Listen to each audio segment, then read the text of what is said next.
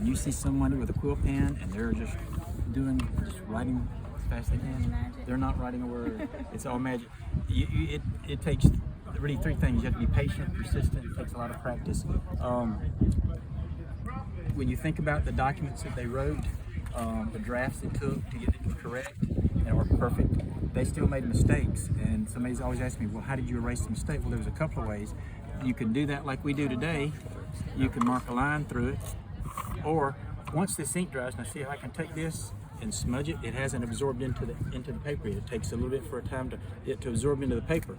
But once it dries, you can take a flat knife and you can scrape a little bit slow across the paper if it's not too long of a word, and you can actually take off that top layer and write back on top of it. I was talking about how textured it feels. Can you see the lines in it? The lines in the paper? Maybe Yes. from an angle you can. If you'll feel this paper, you'll feel a texture. Yeah. See a little texture on that?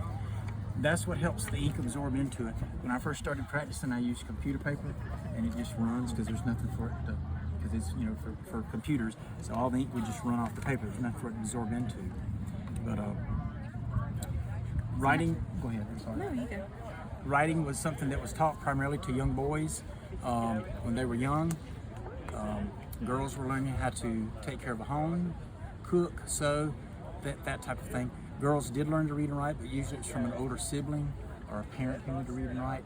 If you're wealthy, a lot of the wealthy people would send their children, you know, to Europe to learn. But literacy here in the Southern colonies, surprisingly, was higher than you might think. It was around 55–60%.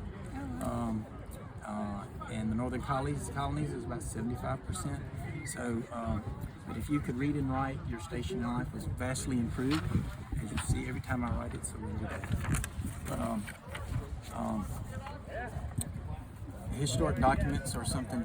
When I've got some here. Usually when we do education days, I'll have a copy of one of the wills from my ancestors from the 1700s, and it's enlarged, and I'll ask students, all right, can you read this? First thing they say is, what language is that? Yeah, it's tough. It's tough to read. It is, and but they will pick out letters that they recognize, and I'll say, well, that's English. It's just Old English. But I said it takes a while to understand. But you know, for a while they stopped teaching cursive writing in schools. And if you want to be a historian and be an archivist, if you can't read cursive writing, then that's an area that will be sorely lacking in people going into that field. But all our famous documents are written, you know, in cursive writing. People did print. There are letters that showed where people did print. But typically, when you learn to write, you learned what was called the round hand. Let's see. The round hand. Let me get this different book. This has got a better page in it. The round hand. And all that was a formal way of showing you how to form your letters. Just like when we learn our ABCs, you learn to write those letters. Now, if you look at every document, everybody writes differently, so it's personal. It's like your signature is personal to you. And how you